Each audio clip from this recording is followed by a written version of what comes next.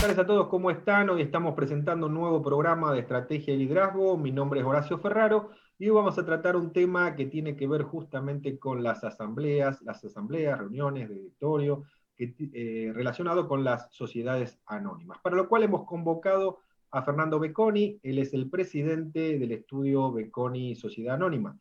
Buenas tardes, Fernando, ¿cómo estás? Muy buenas tardes, estimado Horacio. Realmente un privilegio para mí compartir contigo y con esta distinguida audiencia. Bueno, muchas gracias, Fernando, por estar con nosotros. Siempre somos nosotros los agradecidos de compartir este momento para aclarar un poco el panorama, ¿no? En virtud de lo que está ocurriendo y las distintas disposiciones. Entrando un poquito en el tema que tiene que ver justamente con lo que son las asambleas, ¿no? Las asambleas o distintas reuniones que hacen a las sociedades anónimas y que el año pasado hubo una disposición en cierta medida que habilitó esa posibilidad de asambleas virtuales. Ahora bien, hay novedades con respecto a ese tema. Quisiéramos que nos comentes un poco cuál es la situación actual. Sí, bien, ciertamente el año pasado hemos tenido una innovación bastante importante para el mundo de las empresas y las asambleas de sociedades. Mediante el decreto 3605, que este año fue nuevamente prorrogado hasta el 31 de diciembre del año en curso. Recientemente tenemos el decreto 4946, que ha extendido los efectos del decreto del año pasado, pero que, si bien es cierto, ya hemos tenido la suerte como país de ir preparándonos con legislación moderna, bastante vanguardista en materia de firma digital, firma electrónica, y en ese sentido ya teníamos, antes de la existencia de este decreto del año 2020, prorrogado nuevamente en el 2021, la posibilidad de que las empresas hagan sus asambleas, no solo de las asambleas generales ordinarias y extraordinarias, sino también las reuniones de los demás órganos de gobierno, directorio, gerencia, comisiones de trabajo y demás, mediante reuniones digitales telemáticas. Sin embargo, insisto mucho en el término, hemos logrado incorporar de manera ya con fuerza y con mayor énfasis esta opción electrónica a partir del decreto del año pasado. Claro. Eh, con ello, digamos, la herramienta electrónica que ya teníamos, que ya contábamos, y la herramienta legislativa que desde el 2010 tenemos en nuestro país, se ha materializado mediante este decreto. Claro, o sea, lo que estás comentando, Fernando, o sea que ya se contaba con esa posibilidad, ¿no es cierto? Es Antes así. de que ocurriera digamos, el tema de la pandemia y esta disposición. Ahora lo que se ha hecho, bueno, se ha extendido en cierta medida, se ha más popularizado, si bien vale el término, es decir, que la aplicación ha sido para todos en la misma medida, ¿no? Y cada sociedad seguramente se habrá tenido que adaptar o modernizar con respecto a ese tema, ¿no? Efectivamente, efectivamente. Con ello, de alguna manera tenemos que reconocer de que el cambio de paradigmas en materia societaria, y que es transversal realmente a todas las ciencias jurídicas, en materia de derecho bancario, con el home banking, en materia de la presencia del comprador en los comercios mediante el e-commerce o comercio electrónico, la mayor cotización de títulos en materia bursátil, desmaterializados, entre otros fenómenos que han ido creciendo en estos 2 años, nos muestra que este cambio de paradigma en el cual la presencia física, lo material, lo tangible, está siendo sustituido de manera extremadamente rápida, muy consensuada y también, ¿por qué no?, con mucha aceptación por parte del consumidor, del comprador, del inversionista, del cuentacorrentista, de quien sea que está girando en torno a la necesidad de poder contar con herramientas idóneas en esta coyuntura de pandemia. Se va materializando, se va acelerando y de alguna manera, reitero, pese a lo inconveniente de la pandemia, hemos logrado llegar a virtualizar una gran cantidad de actos jurídicos, económicos, de intercambios mercantiles, de inversiones, de manera exitosa. Consideramos que el aspecto positivo es la posibilidad de incorporar herramientas electrónicas y sobre todo de que nuestra sociedad confíe y utilice Claro. estos mecanismos. Claro, ahora, Fernando, si bien comentabas que ya teníamos, o sea, contábamos con ciertos, podríamos ser protocolos o formas de hacer asambleas virtuales, ¿no es cierto? Este decreto, en cierta medida, lo que hace es ampliar o como en cierta medida dejar sin duda que es una posibilidad, pero debido a que ya se contaba con eso, tal vez esa forma de actuar debería cumplir con ciertos protocolos, ¿no es cierto? Que a lo mejor no era tan popular entre las distintas empresas.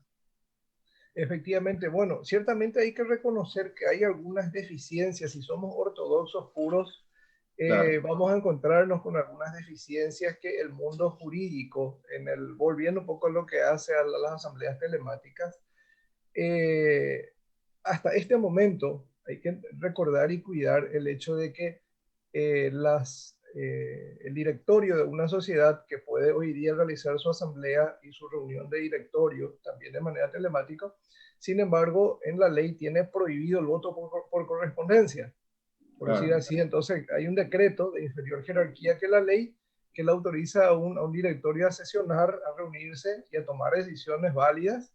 Sin embargo, reitero, de manera ortodoxa tenemos una prohibición de la ley contra un voto por correspondencia de un director.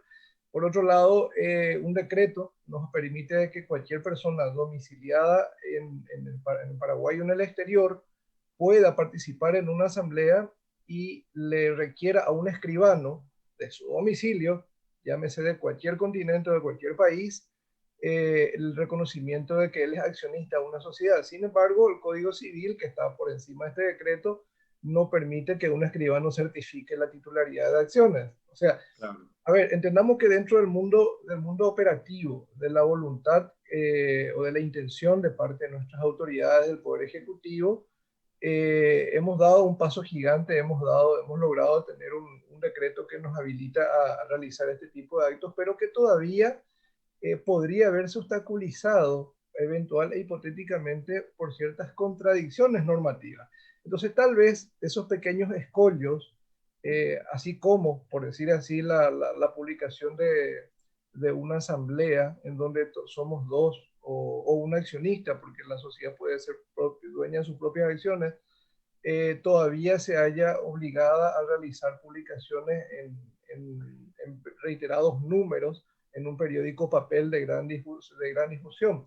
Entonces, hay cierto anacronismo dentro de la ley en relación a lo que el mundo hoy día tiene, a lo que el mundo puede hacer, y ese atraso, entre comillas, normativo, hoy día se ve gracias a la coyuntura de facto, no Claro. totalmente jurídicamente viable, pero de facto ya superado.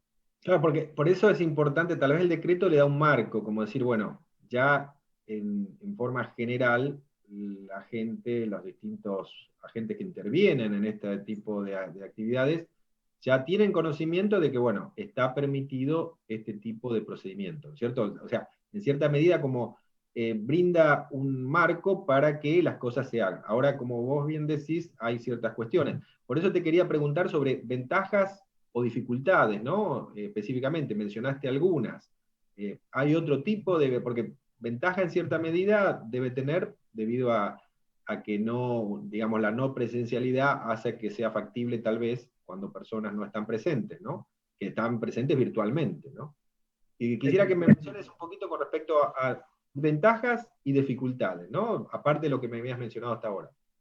Bueno, ventajas todas. De más podríamos decir de que hay posibilidades de fraude. El único temor que siempre debemos tener en materia de decisiones tan importantes como son las asambleas de accionistas y las reuniones de directorio, hay que recordar que ellas son las que definen la vida institucional de las empresas, la aprobación de balances, la distribución de utilidades.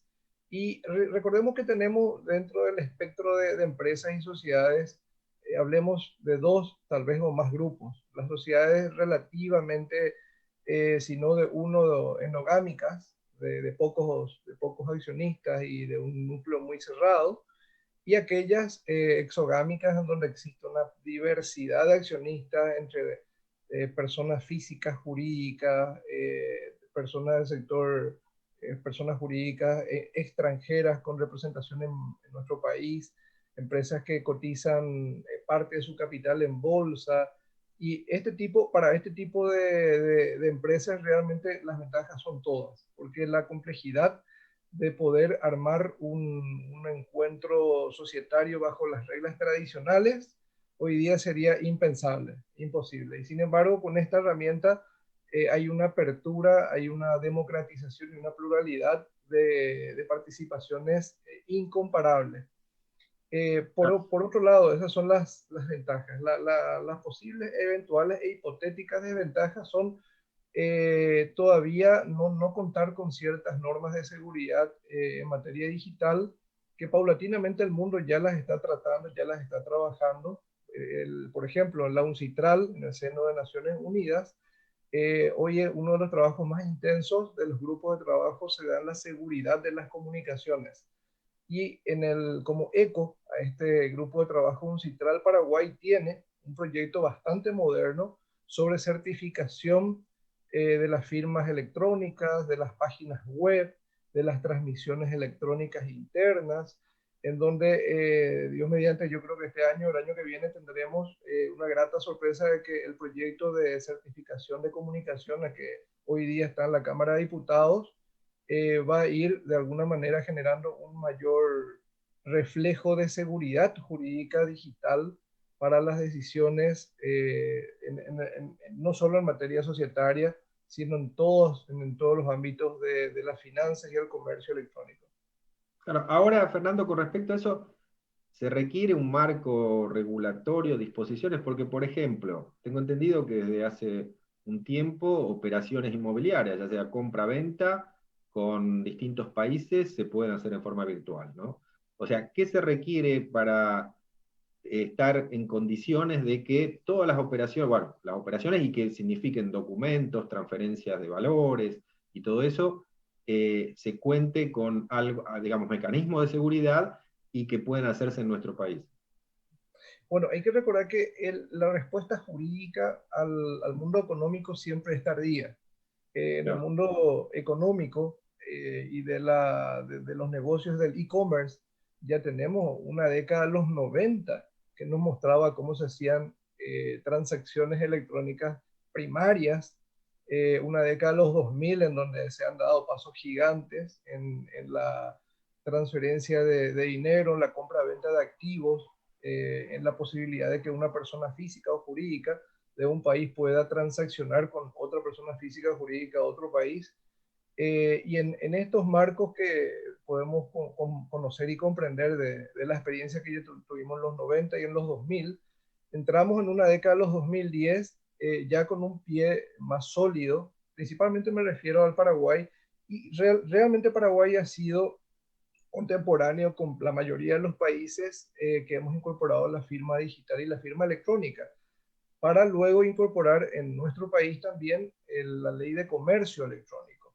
Entonces, recibimos en un 2010 a una ley de firma electrónica, en un 2013 a una ley de comercio electrónico, en un 2015 una modificación de esa ley, y así vamos avanzando, y en un 2021 estamos hoy día hablando de los certificados y de confianza en materia de transferencias y de información comercial, empresarial y financiera. Entonces, hay que entender de que el derecho está regulando, se está ocupando, está empezando a dar un marco normativo a actos de compra, venta, a negocios, operaciones financieras y empresariales que en los últimos casi 30 años ya venimos desarrollando. Y en ese sentido, aquello que vamos a ir, que vamos a ir consolidando es la seguridad, la certificación, la capacidad de que entidades del sector público, en algunos casos del sector privado, delegadas, puedan ir dándonos certificaciones y mayores seguridades y transparencia. Hay que recordar que quienes de alguna manera hemos pasado por por la experiencia de gran parte de nuestra vida, de comercializar y de transaccionar mediante papel, mediante instrumentos físicos, hemos ido rompiendo de alguna manera la duda o el miedo a la falsificación, a la documentación adulterada, etcétera, para llegar un poco a lo que respecta a la confianza en los sistemas electrónicos. Y la gente que hoy día está todavía reticente o renuente a poder acceder a la negociación en materia electrónica, podría encontrarse probablemente con que así como existen fraudes electrónicos, estábamos mucho más expuestos en el pasado a los fraudes materiales, a la Claro. falsificación de papel, a la documentación apócrifa, a los reclamos de fraudes y de falsificaciones materiales, que hoy día prácticamente no podemos decir que son inexistentes, pero que cada día se minimizan más en la exposición al riesgo de los operadores económicos. Claro, claro. Ahora, volviendo un poco al tema de hoy que hablamos de la asamblea, quisiéramos saber un poco si hay, digamos, un proceso, un procedimiento en el cual cómo se realiza el voto para la toma de decisiones, o sea, la seguridad, el acceso a las asambleas, o sea, para evitar, hablamos un poco de fraudes o acceso a información privilegiada, o sea, hay recaudos que se van tomando y también por otro lado el tema de verificación de estados contables, o sea, que estamos hablando justamente de lo que se está presentando, ¿no? Que haya una correspondencia de lo que se está aprobando con lo que está viendo cada uno de los participantes. Efectivamente, realmente es muy importante lo que estás abordando, porque en ese sentido, Horacio, hay que recordar que el Código Civil, así como la ley del comerciante, que también establece disposiciones normativas en nuestro país, prevé de que existan con 15 días de antelación el depósito de los balances ya a disposición de los accionistas, Claro. de que se pueda en el marco de la página web y de un correo electrónico de manera bien identificada, ir transmitiendo todos los requerimientos y recibiendo también las acreditaciones de parte de los asambleístas que integrarán la reunión y harán parte del quórum. Y este decreto del año pasado, que hoy día se ha extendido en su vigencia, tiene digamos, una reglamentación extraordinariamente clara, en donde abre la participación a todos con un tiempo previo que normalmente se estila según la propia ley. Normalmente se realizan publicaciones en periódicos papel por 5 veces con una antelación no inferior a 10 días, que en el marco electrónico se sigue esa misma política. Y en ese sentido, todos los recaudos previos para acceder a la documentación, para llegar a una asamblea en donde el accionista o su representante sabe de qué va a tratar y luego se le indica el sistema de comunicación, llámese Zoom, Meet o cualquier otro sistema electrónico fiable, se graba la reunión y ello permite que luego se puedan hacer las consultas sobre el sentido del voto, la opinión del accionista o la eventual abstención del accionista, porque hay que recordar que el accionista que ejerce el directorio no tiene derecho a votar sobre su gestión. Los demás accionistas son los que tienen que reprobarlo o aprobarlo. Y todas estas constancias que uno va dejando durante la asamblea realmente solamente encuentran ventajas, porque recordemos que en el pasado teníamos que recurrir a un libro, a un acta, en donde teníamos que ir leyendo y eventualmente si se le pasó, entre comillas, a alguien dejar constancia una actuación u otra, era inviable recurrir a un soporte video. Hoy Claro. día todo eso se transparentiza, se logra confirmar si realmente es lo que dicen los libros que luego se transcriben, porque hay que recordar que este decreto reconoce a toda la registración las mismas virtudes que tiene un libro de accionistas y el registro de asambleas. Y en ese Claro. sentido es imposible, inmejorable tener una evidencia y una constancia como toda la participación de la cantidad de opiniones, de aprobaciones, de decisiones que se han tomado durante la reunión mediante un audio-video. Claro, parecería que en un aspecto que hay más pruebas de lo que había en un proceso normal, digamos, ¿no? Porque al estar grabado la sesión, ¿no?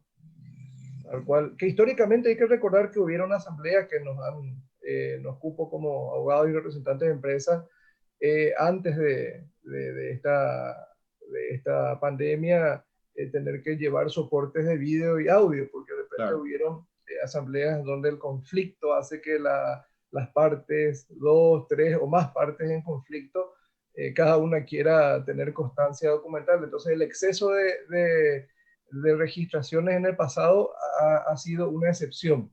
Se han claro. tomado medidas, se ha logrado de alguna manera la paz social de los accionistas mediante el registro, pero hoy día este ya es una herramienta, digamos, común al acceso de todos. Claro, lo importante de lo que estás mencionando que es un proceso en el cual se toman ciertos recaudos para darle la mejor, digamos, la mejor seguridad a ese proceso que tiene que concluir en toma de decisiones, ¿no? Y que son sumamente importantes para cada una de las empresas. Así mismo, así mismo. Y Ahora, Fernando, te comento, desde la redacción de 5 días estamos haciendo un sondeo, ¿no? A través de Twitter, y justamente sobre este tema, y dice lo siguiente: por decreto presidencial se decidió el año pasado permitir la celebración de asambleas a distancia o telemáticas para órganos colegiados de sociedades anónimas. En tu opinión, esta medida se debería, y son 4 opciones: mantener hasta fin de año, mantener hasta junio, volver al sistema presencial o realizar el sistema híbrido.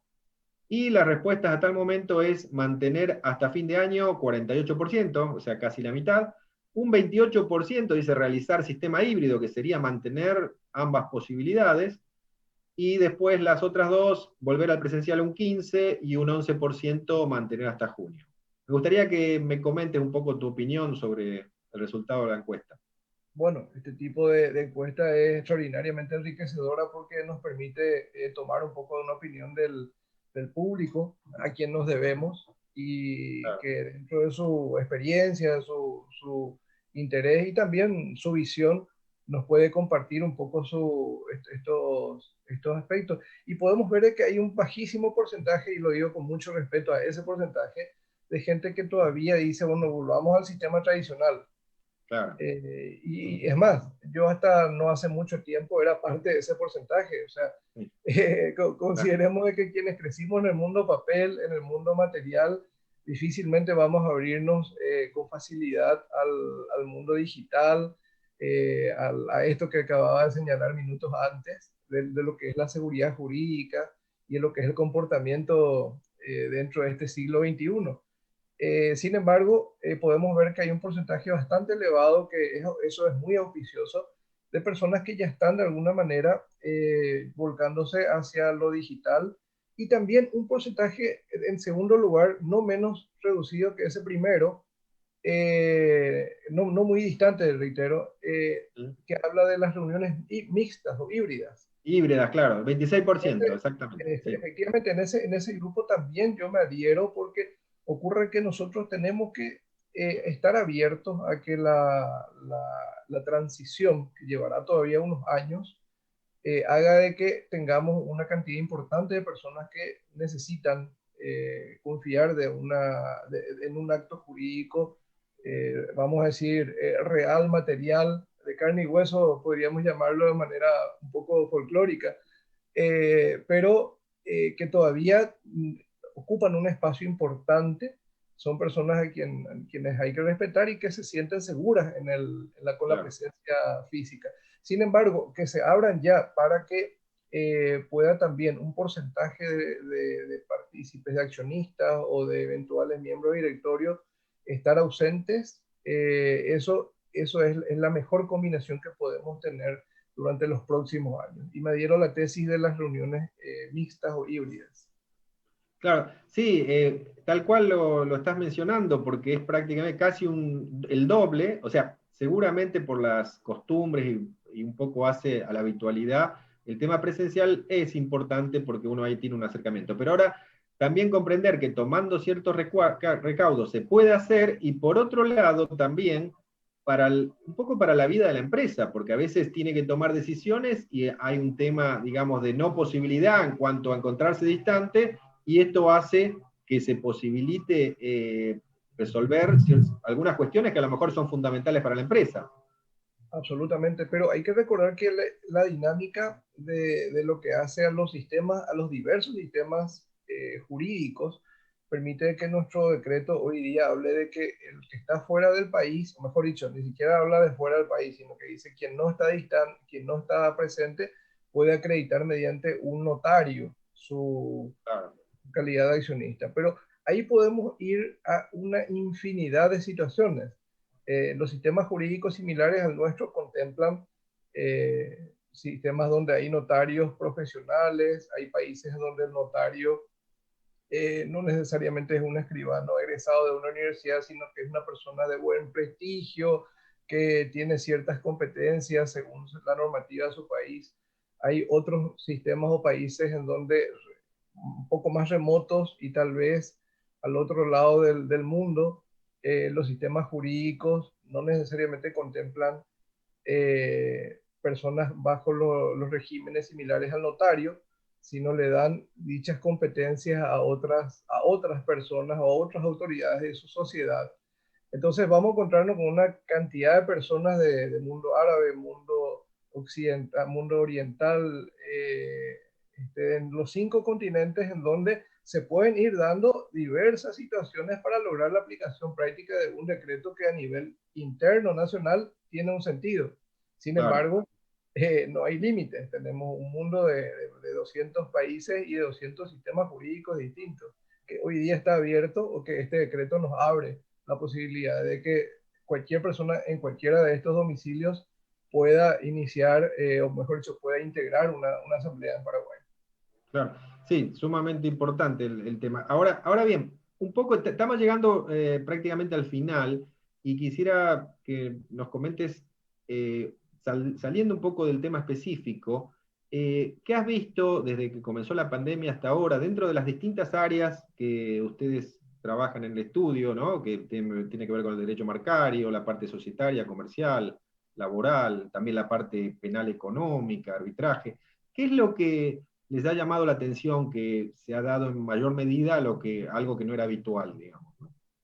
Bueno, una fuerte incursión de todo lo que hace a lo electrónico, a lo digital, es lo que más ha llamado la atención para nosotros en los últimos años y medio, podríamos decir, porque estamos ya de alguna manera llegando a la mitad de este 2021, y dentro del balance de lo que podemos ver es que la aceleración de los tiempos, de las medidas, y sobre todo de la maduración de una sociedad que ha ido encontrando respuestas, ha ido encontrando un espacio y una forma de desenvolverse pese a las limitaciones, nos permite hoy como abogados de empresa sobre todo ver los aspectos, reitero, positivos dentro de este momento de conmoción y de verdaderos problemas y conflictos sociales y económicos muy grandes, no solo para nuestro país, sino para la mayoría de los países de la región y del mundo. Y dentro de eso, las oportunidades, rescatar lo positivo que es el proceso de aceleración en los trámites electrónicos del Estado. El Estado ha ido mejorando, no siempre, pero en algunos aspectos ha ido mejorando en sus servicios públicos mediante la habilitación de sistemas electrónicos. En el mundo privado de la finanza y de los negocios, las personas han dejado el dinero líquido, y eso ha permitido que la bancarización, por medio no solo de bancos y entidades financieras, también de apertura de cuentas en entidades cooperativas, y otros mecanismos que han ido permitiendo que las personas busquen refugios de cómo dejar el dinero líquido, y con ello también ir transparentando el sistema financiero.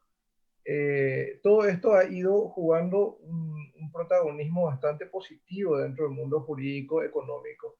y por ende, como podríamos decir, de que se van a ir reduciendo de gran forma muchas cuotas de riesgo que veníamos teniendo antes de tomar estos nuevos hábitos. Claro. Además de ello, también se ha ido abriendo o mejorando la dinámica de un intercambio al mundo, en donde Paraguay ha iniciado también un proceso de internacionalización. Recordemos que hay países que están con dificultades de industrialización de ciertos productos y servicios, y Paraguay es un proveedor en los grandes conflictos entre ciertos países que manejan grandes números en materia de economía mundial. Los problemas entre ellos muchas veces nos han jugado a favor a un país en el cual la neutralidad nos permite ser proveedores, proveedores Claro. de materias primas, proveedores de productos terminados, y todo ello gracias a que, reitero, Paraguay se está abriendo, dinamizando y sobre todo incorporando herramientas electrónicas de vanguardia. Claro. Bueno, Fernando, hemos llegado al final. Te agradecemos mucho por haber participado en este espacio y también haber compartido esos conceptos que creo que son sumamente importantes para la gestión de las empresas. ¿Algo que quieras mencionar o resaltar para el final? Bueno, mucho queda por decir, no solo en materia jurídica y en materia empresarial, sino que en todo lo que fuimos un poco tocando de manera tan rápida. Y siempre es un placer y un honor compartir este distinguido programa, estimado Horacio. A tus órdenes y mi salud y respeto por la audiencia. Bueno, muchísimas gracias, Fernando. Ha compartido este momento con nosotros Fernando Becconi, presidente del estudio Becconi Sociedad Anónima. Muchas gracias. Hasta pronto.